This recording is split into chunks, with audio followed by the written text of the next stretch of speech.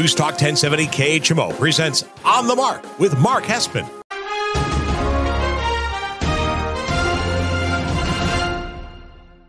News Talk 1070 KHMO presents On the Mark with Mark Hespin. On the Mark is powered by Cunis Country Honda Hyundai, your number one Honda and Hyundai dealer in the tri-state area at 221 North 36th Street, Quincy. Faith, family, and giving back. That's Cunis Country. And now, here's Mark Hespin. Good morning, Tri-States, and wherever you may be listening on the News Talk 1070 KHMO app. This is On the Mark. I am Mark Hespin, brought to you by Cunis Honda Hyundai, your number one Honda and Hyundai dealer in the tri-state area, 221 North 36th Street in Quincy. You got to ask them about that lifetime powertrain warranty on new and used vehicles. Tell them Mark sent you. All right, welcome on into episode 204 of On the Mark here on this Saturday, September 30th, the final day of September. And we thank you so much for making us a part of your morning. As always, follow me on Twitter, on Instagram, at Mark Hespin, MarkHespen. You can follow the show on Facebook. Just search On the Mark KHMO on Facebook. If you're listening on terrestrial radio, we are broadcasting live here from what will be a 90-degree day in the heart of Quincy from our KHMO studios.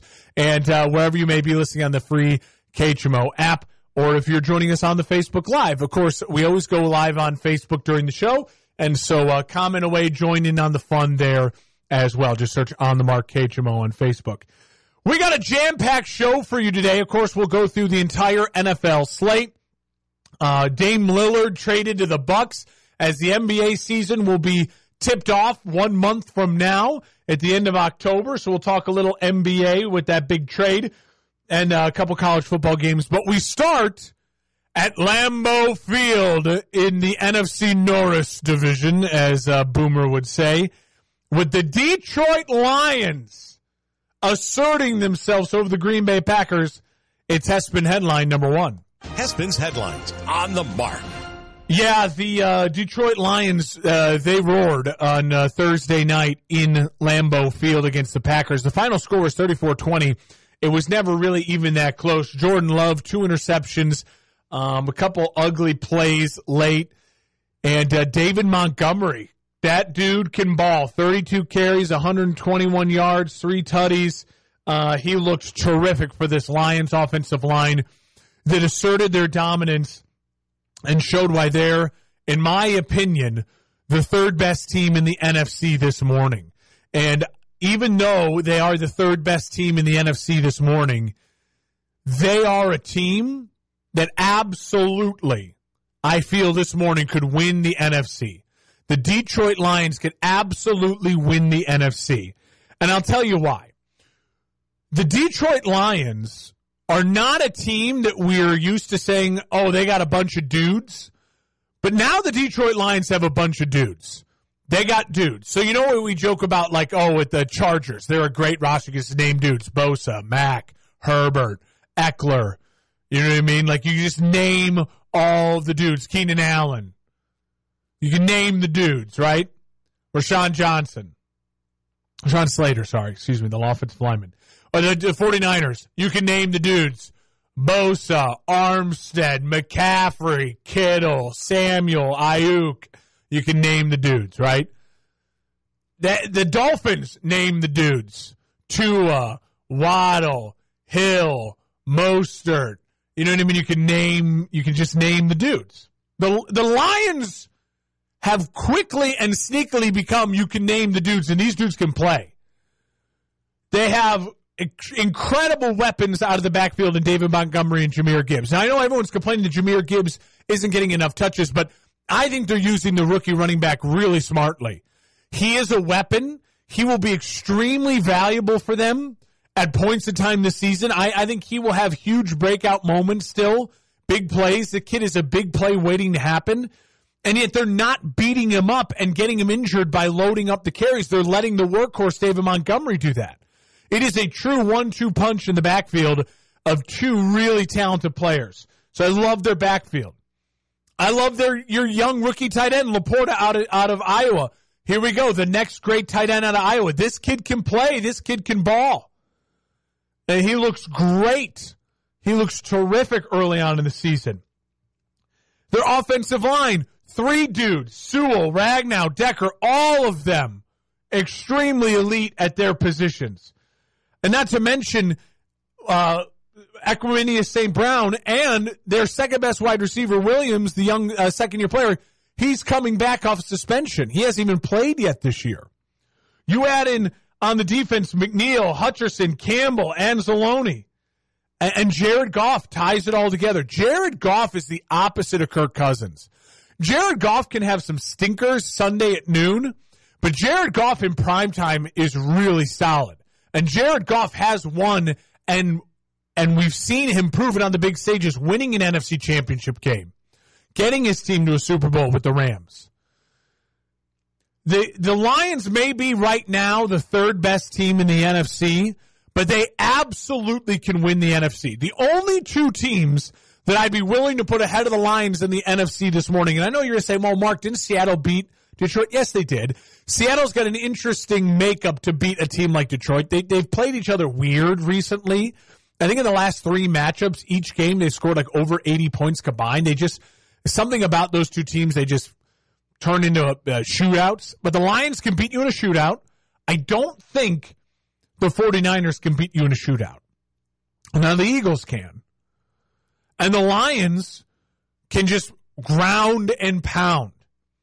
When you look at the 2 best the 2 teams ahead of the Lions in the NFC that I would put, the Eagles and the Niners, when it comes down to it, in a big moment late in the season, do you trust Jared Goff or do you trust Brock Purdy? Right now, I would absolutely take Jared Goff. Absolutely. The Lions have the offensive line to handle the defensive front of the Niners and the defensive front of the Eagles. The Lions have the defensive line that's good enough to put pressure on the good offensive line and the good offensive line of the Niners and the Eagles. So the 3 best offensive and defensive lines in the NFC are the Lions, the Niners, and the Eagles. It's no shock that they're, in my opinion, the 3 best teams in the NFC. Each of them have outside weapons you really like. Each of them have an X factor you really like in Laporta and Gibbs and for the Lions. You know, whether it's McCaffrey and Kittle for the Niners, Swift for the Eagles. And then when it comes down to it is why I still think the Eagles are the best team in the NFC is they have Jalen Hurts and the other teams don't. But I like Jared Goff a lot more than I like Brock Purdy. And the coaching staff of the Lions, where you would argue, the coaching staff, they're at a huge disadvantage there. Are they? You know, we give Dan Campbell a lot of crap because he's kind of a meathead, but he's an offensive meathead. He's a tight end. I mean, he's an offensive guy. When I'm sitting here yelling about my Chicago Bears because they have a defensive head coach and their defense stinks and their offense stinks, and you need to move towards offensive coaches in the NFL, Dan Campbell's an offensive guy. He understands offense. And now Ben Johnson may be the best coordinator in the NFL right now, the offensive coordinator for the Lions. The Lions are absolutely one of the 3 best teams in the NFC this morning, and the Lions absolutely can compete at the top end of the NFC. And what the Lions have going for them is they have an easier division than the Eagles and the Niners, and they could stack more wins and end up with the number 1 overall seed in the NFC. They really could. And can you imagine what the crowds will be like in Detroit if this Lions team is hosting playoff games, winning their division, things they haven't done in my lifetime? I turn 33 tomorrow. I've never seen the Lions host and win playoff games. Can you imagine what those crowds would be like? The Lions have a chance here with a really incredible roster, a great offensive coach, a solid coaching staff, and a front line play, an offensive and defensive line that can hang with the best of the best in the NFL, with an experienced quarterback with weapons. The Lions have built something here. They have built an identity. They have built a team that is absolutely built to win now and built to compete against the best teams in the NFC. Yeah, they may lose a random game to a Seattle here or there. against a good team that can run a track meet. That can happen. But in January football in the NFC, the final teams remaining, Niners, Eagles, the Lions can absolutely compete with them because they're built to compete with them. Now, some people may say there, what about the Dallas Cowboys? How about them Cowboys? I don't trust the Cowboys at all. You know that. I haven't trusted the Cowboys. When I did my preseason predictions a month ago, I had the Cowboys missing the playoffs. I don't have faith in the Cowboys now, especially after that bad loss against Arizona last week. I have zero faith in the Cowboys. Their defense now has lost an incredible playmaker, and when Dak Prescott actually had to try to win them a game, he couldn't do anything. Speaking of Dak Prescott, we'll move on from the Lions really quickly to the Green Bay Packers. Doesn't Jordan Love remind you of a young Dak Prescott? A lot of people, because I'm a diehard Bears fan and I hate the Packers, are asking, what do you think about the Packers? What do you think about the Packers? Objectively, I'll say this. They look like a team that is absolutely beat up and doesn't have enough of their good players right now. And they look exactly what I expected them to look. At times, they can flash. They got some guys. But overall, they look like a team that just has a lot of inexperience. You know, and without Aaron Jones or without Bakhtiari, you're asking a lot of your quarterback who just needs to play more football. But Jordan Love, to me right now, his comp is Dak Prescott. He looks so much like Dak Prescott out of college. Mobile and kind of dangerously mobile when he needs to be. Can make every throw, but you'd rather him keep stuff 20 yards and shorter. And is athletic enough to really sidearm some things and move around and find guys open. I mean, and when he has a great running game, like with Aaron Jones, like Dak did with Zeke, he's really deadly because of the play-action pass game in that offense that Matt LaFleur runs. So I absolutely think Green Bay found themselves Dak Prescott, which is good and bad, right? Because we've seen Dak Prescott be a 4,000-yard passer, big-time seasons, and I think Jordan Love at this moment is capable of that. But also, what do we knock the Cowboys on? Well, they can't get over the hump. And is Dak Prescott good enough to replace Aaron Rodgers and Brett Favre, Hall of Famers? I don't know. So as a Bears fan, I'm loving it because I think the Packers are going to be stuck in this kind of mediocrity of like, is he good enough? Is he not good enough? Well, he's kind of good enough. He's not terrible enough. And I love that. I really do because I don't think he's special. This is not Patrick Mahomes. You know what I mean? This is not Jalen Hurts. We don't have to worry about that. But I don't think he's, Daniel Jones and he's out of the league or should, you know what I mean, floundering out. I think he's Dak Prescott, which is, if you could build a right roster around him, which Green Bay can, I trust Green Bay's front office to build a better roster around Dak Prescott than I do the Cowboys. And then he's going to win. He's going to win a lot of games. It's going to be a lot of 9-7. Now it's 10-7 or 9-8 type of seasons for Jordan Love. I really believe that.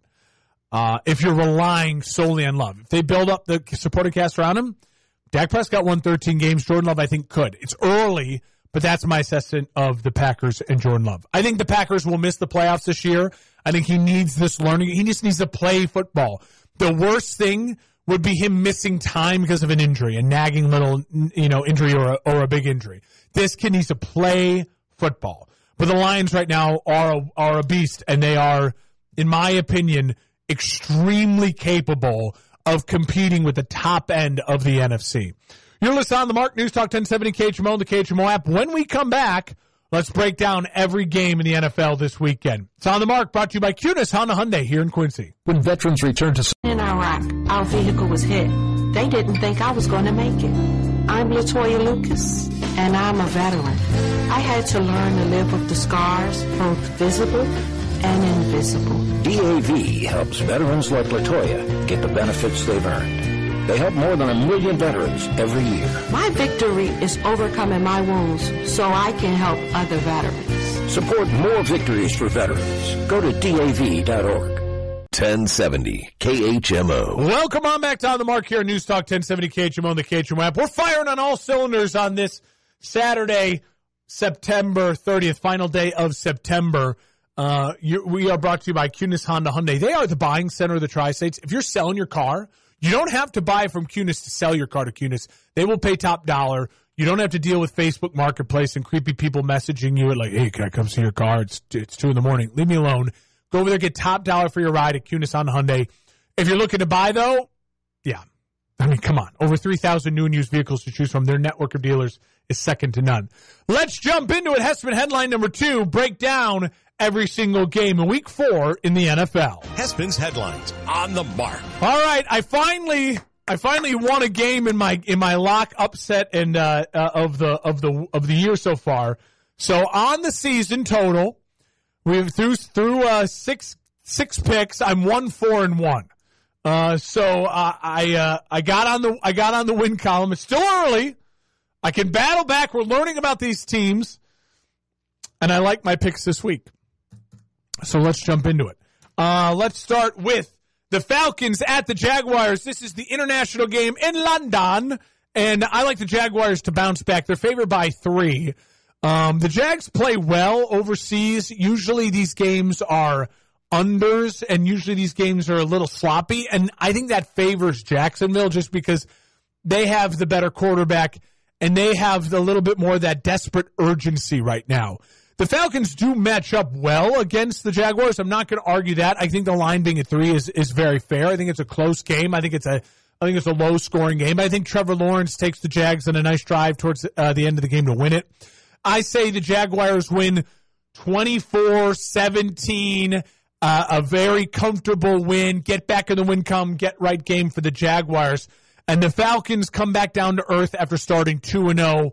Get back to 500. Listen, the Falcons have still impressed me overall, but if you're a Falcons fan this morning, I don't know how you aren't arguing towards figuring out, ways to lose games. Desmond Ridder clearly doesn't have the it factor. They have built a really nice game plan around Desmond Ridder to help him try to win games right now, despite his lack of abilities to play quarterback at this highest level. So I give them a lot of credit for that. But I like the Jags, get back to 500, get back on the right track, shake off that bad loss against the Texans last week. They're more comfortable overseas. This team's done it before. They can handle being there. And knowing that they're going to be in London for 2 weeks straight, I think will make it an easier game for them to take the victory and settle into the London series. I'll take the Jags in the early game.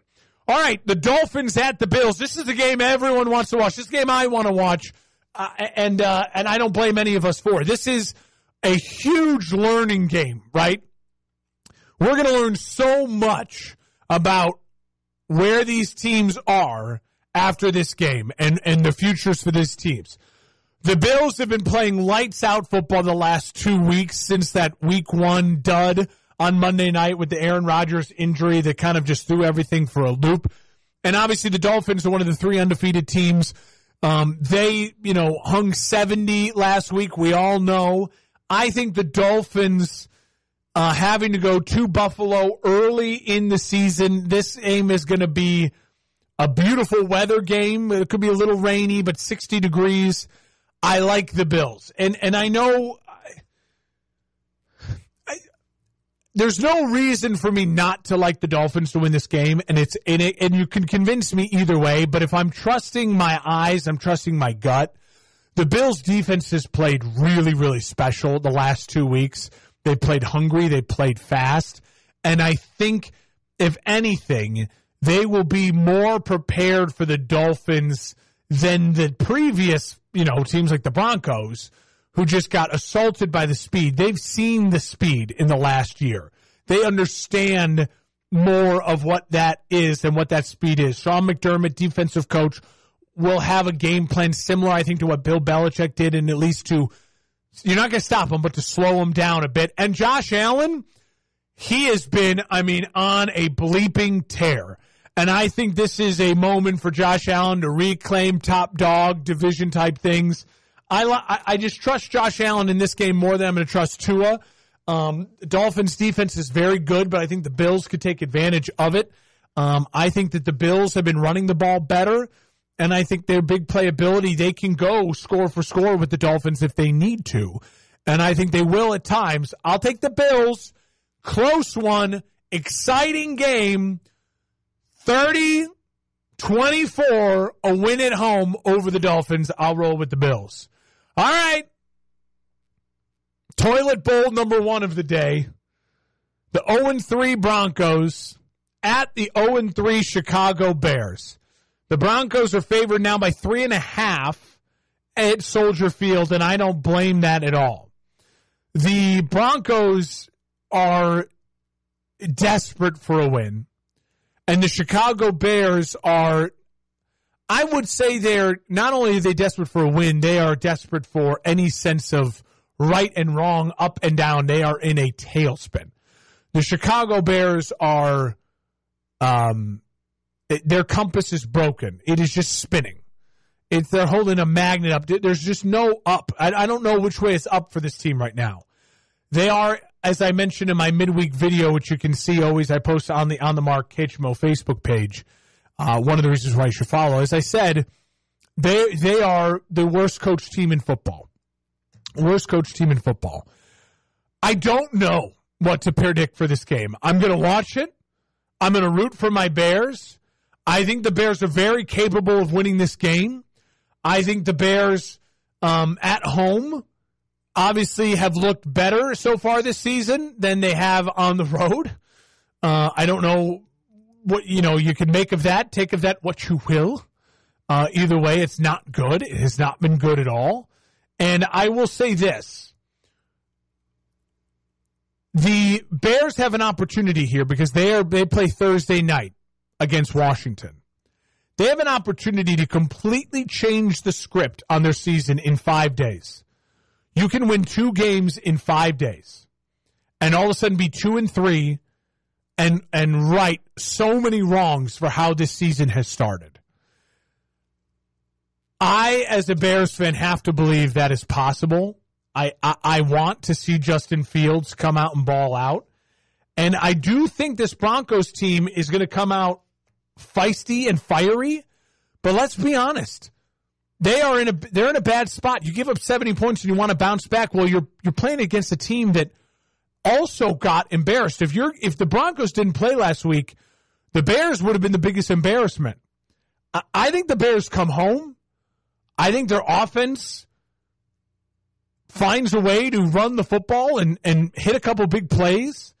Their defense is absolutely beaten up, and they're going to be bad on the back end. I think this turns into a weird track meet. I'm taking the Bears to win 27-24 at home over the Broncos. I know you're going to call me a homer, and it's a Bears fan. I can't pick against my Bears. If the Bears lose this game, and if they lose in an embarrassing fashion, absolutely Matt Eberflus needs to be fired. I mean, if he gives up more than 25 points in a losing effort, that's 14 straight losses. That's almost a calendar year of losing. And he's the defensive head coach against this offense, this Broncos offense that has struggled early in the year.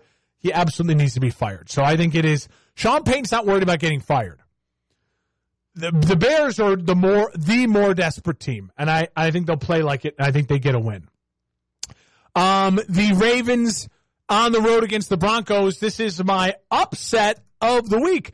The Browns are favored at home, -2 against a Ravens team that just lost to the Colts, and I think they bounce back in a great way against a divisional opponent that they know really, really well.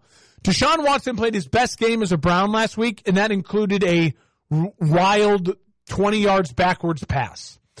I think the Ravens, desperate for a win to bounce back after that bad loss against the Colts, I think they absolutely take care of business against the Browns. They know their division really well. When you're talking about divisional opponents, Lamar Jackson coming out, playing big, he's going to get a couple of his weapons back. I think that they are, listen, they're +2. You can get the Ravens at plus money against the Browns. You just take that when you can. Browns are a solid team, very, very good team. They've looked impressive. And would it shock me if they win? No. But if I'm looking for value here, I get the better quarterback, better coach, more desperate team in a division where they dominate the lower end of their division. The Ravens always beat up on the Bengals and the Browns. I'll take the Ravens on the road against the Browns is my upset of the week. Bengals, Titans. I'm done picking the Titans. Learned that the hard way last week, so I'll take the Bengals. Listen, the Titans are so feast or famine. I mean, so much of it depends on his Ryan Tannehill. Did he wake up on the right side of the bed, it feels like. When Tannehill plays effective football and takes care of the football, then the Titans are a really potent team because their defense is stingy and they can run the ball. But they couldn't run the ball last week. They looked pathetic against that Browns team. The Bengals, they have more to lose. They came in knowing that they needed to win. And Joe Burrow, put up he's injured. He's not 100%, but another couple days of rest for that calf. Hopefully it's feeling better. I'll take the Bengals just because I know they can score. I don't know the Titans can score. Bengals will win something along the lines of 30-17 win on the road against the Titans. Rams and Colts. I like the Rams in this one. Mainly because Anthony Richardson is coming back. If it was Gardner Minshew, I'd probably take the Colts. But right now with the rookie who's been injured in 2 of the games he's played in, already missing time because of the concussion coming back, it'll be disjointed. He'll have some wild plays like he does, but the offense won't run as smoothly. The Rams will see this, and they're the better coach team, and they have the better quarterback in this matchup. It's simple as that for me. Rams will win 21-13 at home on the road against the Colts. Colts will struggled in the red zone against the Rams defense that has played better than expected this year. Buccaneers 2-1 at the Saints. Jameis Winston revenge game. I think the Saints will win at home with Jameis having a full week of getting to prepare and playing as the starter against his old team. Listen, the Saints are lucky. They have the best backup situation in the NFL with Jameis Winston. He certainly could be their starting quarterback. He's capable of it. And he played well enough for them being thrust into action against the Packers last week to win, leading them on a drive late, but the kicker missed a field goal. I absolutely think the Saints at home is really tough for the Bucs on the road in that dome. This is a big game. Both teams 2-1. One of them will take control of the division with a win. I'm going to trust Jameis and the Saints. 27-17 win at home over the Bucs.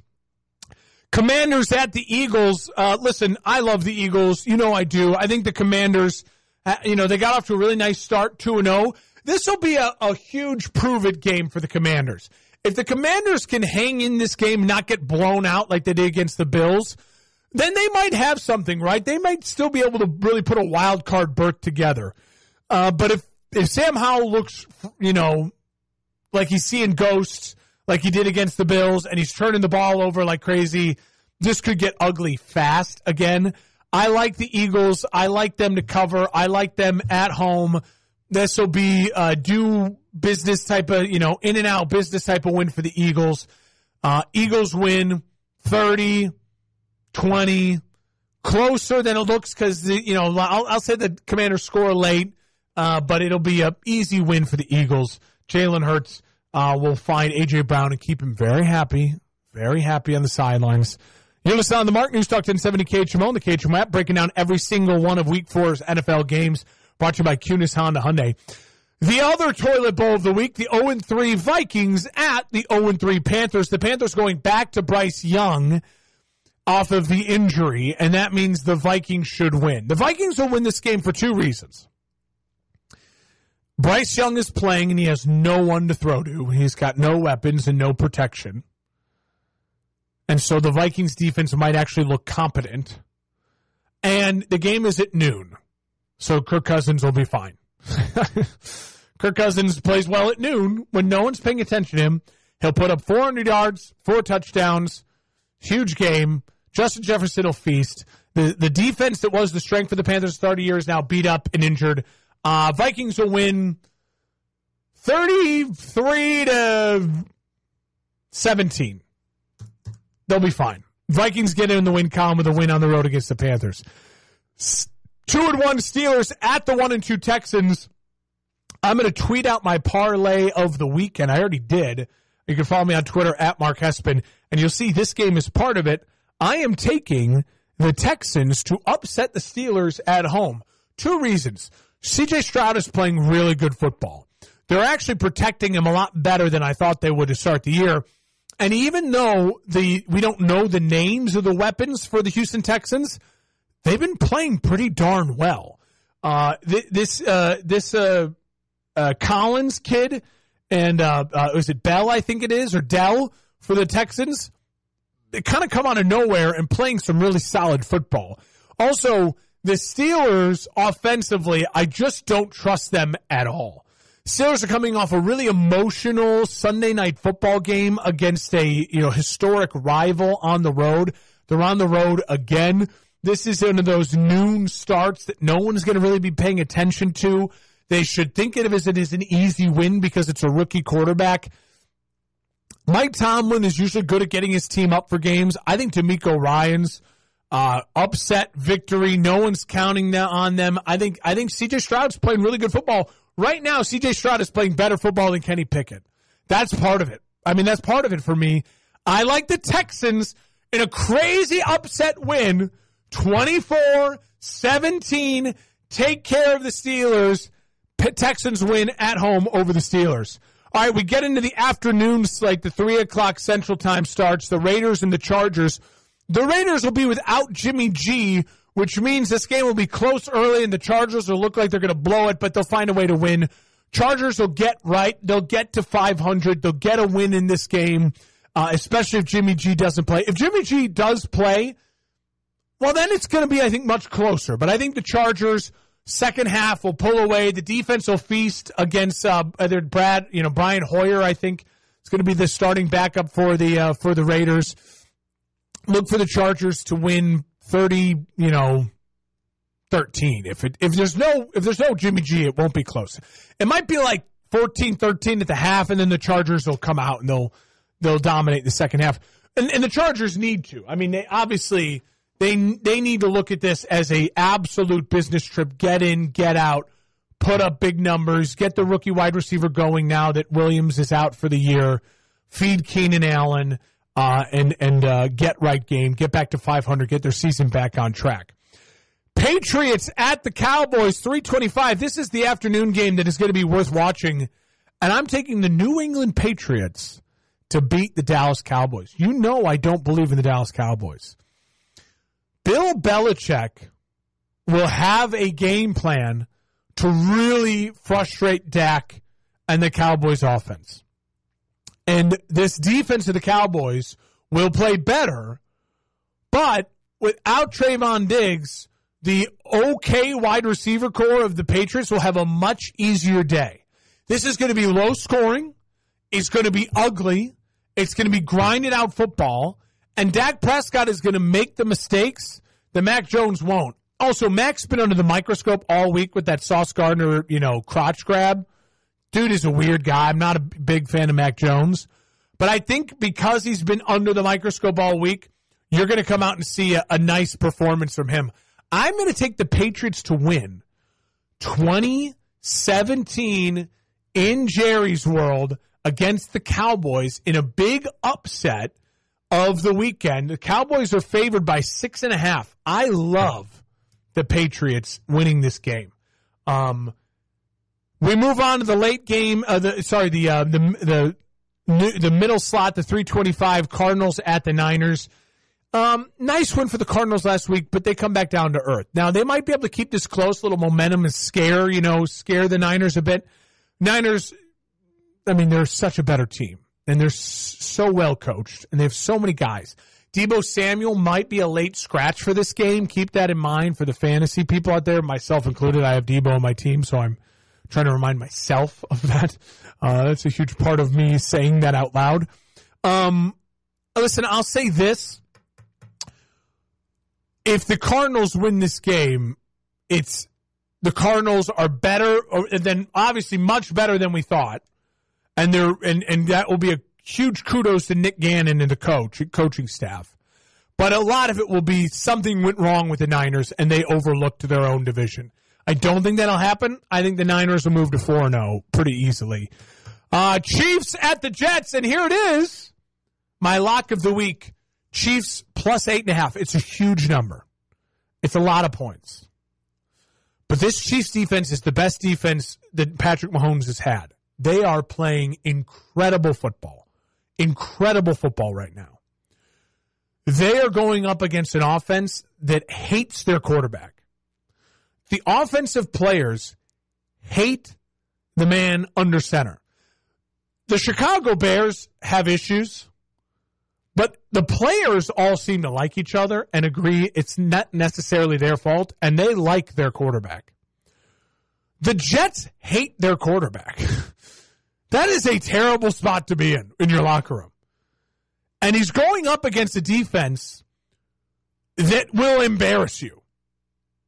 And this offensive line of the Jets is shaky at best, and the defensive line of the Chiefs is very good. The Chiefs will win this game, Taylor Swift in attendance.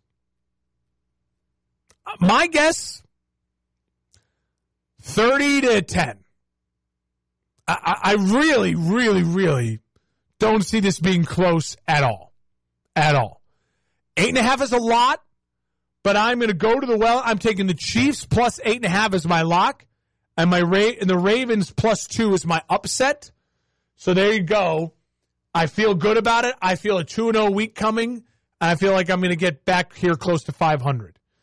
Let's just be honest about it.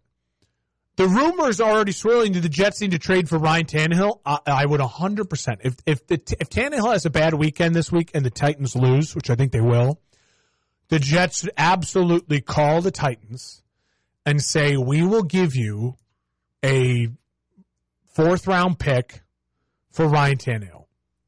Take it or leave it. And the Titans should say, thank you, here you go, take him. And the Jets should try to – it's not about winning for the Jets this season. It's about the fact that they have a guy who's leading their team who the team hates. So they're falling apart as a locker room. The Bears locker room is all on one page. They hate their coaches, and they hate the way they're being coached. Now, that's not good. It's not good at all. But it's better, in my opinion, than the coach is saying, we believe in Zach Wilson, he's our guy, and all the players going, I bleep and hate this dude. It's a terrible situation to be in. If you're the Jets and you lose embarrassingly and Zach Wilson plays really bad, you cut Zach Wilson, you trade a 4th-rounder to the Titans, you go get Ryan Tannehill, and you just say, this isn't about winning anymore. It's about just having a locker room that doesn't hate the guy who's starting a quarterback. That's what it's about. Absolutely what it's about. You're listening on the Mark News Talk 1070 KHMO, the KHMO app. Wrapping up Monday Night Football. Giants hosting the Seahawks. Ugh. Ugly Monday night game. I like Seattle in this. The Giants can't score. Their offense stinks. Saquon should be back. Seahawks can score. I think it'll end up being actually fairly high scoring because I think both defenses will give up some big plays. I'll take Seattle 27-20 in a win over the Giants on the road. Seattle moving to 3-1, a real wild card threat early on in the season. When we come back, we'll take a quick look at some college football of the weekend, and then we will talk about Dame Lillard making his way to Milwaukee to wrap up the show. You're listening on the Mark News Talk 1070 KHMO, the KHMO app, brought to you by Cunis Honda Hyundai. We are the nation's largest integrated healthcare system, providing life-changing care to over 9 million veterans. Our hands are busy, competent, skilled, healing, helping, and friendly. A place where diverse teams come together hand in hand to provide full patient-centered care. Working in state-of-the-art facilities with influential leaders in healthcare, all with a single goal in mind, to help veterans heal, recover, and get their lives back in a place where everyone plays a part and where your efforts are truly appreciated. A place so innovative and forward-thinking that we're rebuilding hands and where even robots lend a hand. Join hands with us. Learn more at vacareers.va.gov. Imagine a disease that affects more than 10 million Americans, more than AIDS, Parkinson's, ALS, MS, and muscular dystrophy combined. Yet few know its name. Some years ago, my mom was diagnosed with breast cancer, and after surgery, she developed lymphedema, LE. a cruel and chronic disease affecting 10 million Americans that occurs when the lymphatic system is compromised, leaving one with a lifetime of severe swelling and pain. What we found out later is its severity might have been lessened or possibly even prevented if only we were better informed. That's why I'm urging anyone facing cancer treatment to get educated. Talk to your doctor. Make it part of your cancer conversation. And if you have LE, share your story. With patients and doctors working together, we can learn and live. Learn more at lymphaticnetwork.org. It's been said that when someone you love has Parkinson's, you have Parkinson's. If you have questions, the Parkinson's Foundation has answers. Learn more at parkinson.org or call 1-800-473-4636. Get set to forecast from the News Talk 1070 KHMO Weather Center. Ample sunshine expected today with highs around 92. Southerly winds 5 to 10 miles per hour. Clear skies and quiet again tonight. Lows around 63. High temperatures reach up to 87 tomorrow. Right now, 73. Welcome on back to On the Mark here on News Talk 1070 KHMO. The KHMO app brought to you by Cunis Honda Hyundai, your number one Honda and Hyundai dealer in the tri-state area, 221 North 36th Street in Quincy. You got to ask them about that lifetime powertrain warranty, the no fear warranty. Tell them Mark sent you. All right, quick look at the college football slate. Not as great of a weekend as it was last weekend, but we do get USC at Colorado. The celebs will be out. Caleb Williams, Shedeur Sanders. Listen, what I hope after seeing Colorado get blasted by Oregon last Saturday is that Colorado is in this game.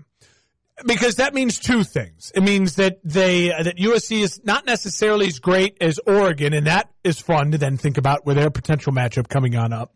But also, it means that it keeps Colorado as a really interesting storyline throughout the rest of the year.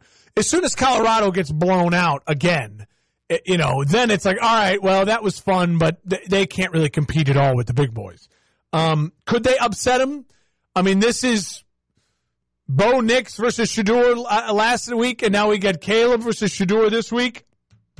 They have a chance, but I think Caleb Williams, the future Chicago Bear quarterback, number one overall pick, is going to ball out at USC. See what I did there? Really quick? But otherwise, you have a chance for Kentucky to prove they're real today. They're 4-0. They're at home against number 22, 3-1 Florida. So can Kentucky prove they're real today? And then Texas, get a chance to, again, solidify yourself as one of the top four teams of the country. They're the number 3 team in the country, Texas. Quinn Ewers playing really good football, 4-0. They're at home against 4-0, number 24 ranked Kansas. So you cannot sleep on this Kansas team. Can you just go out, take care of business, put up a big number, blow out Kansas, and assert yourself as one of the dominant forces in college football? So those are kind of the 3 games I'm looking at. What can Kentucky? Is Kentucky for real if they can beat Florida at home? Colorado, can they hang with USC? And then obviously Texas, Kansas. Obviously, of course I want to watch Michigan, Nebraska. I think that'll be fun. Missouri 4-0. Can they take down Vanderbilt and continue on their perfect season?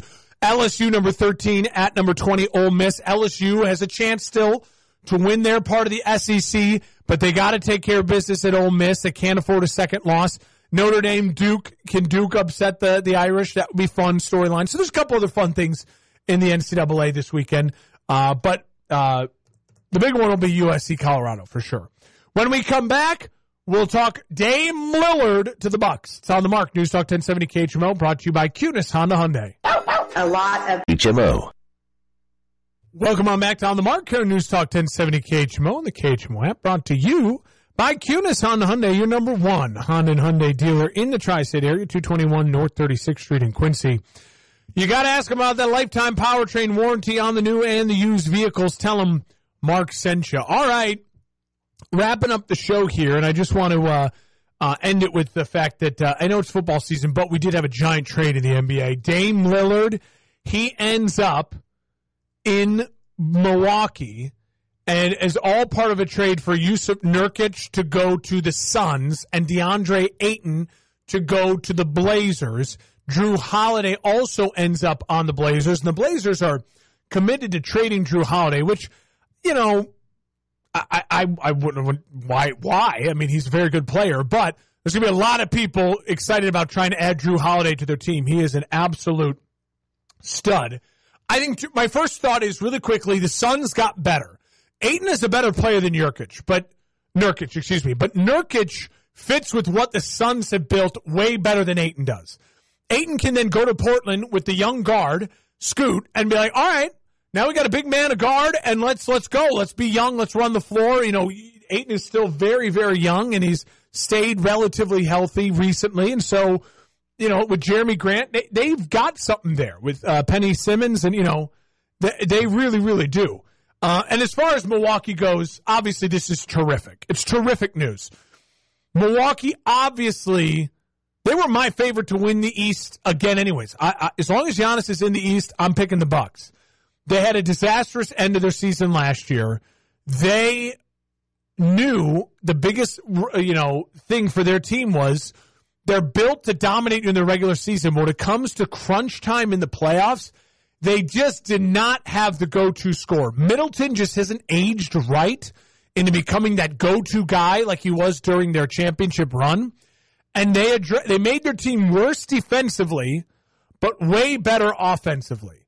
And now you have a true 1-2 combo with Giannis and Dame and a bunch of great role players who can contribute at any moment. Lopez, Bobby Portis, Middleton. The Bucks aren't gutted. I mean, yeah, they lost some pieces, and they're going to have to find some guys in camp and maybe make a couple other little moves to bring in some depth and help out their bench with losing Grayson Allen and bringing some defense to the front court. The backcourt, excuse me.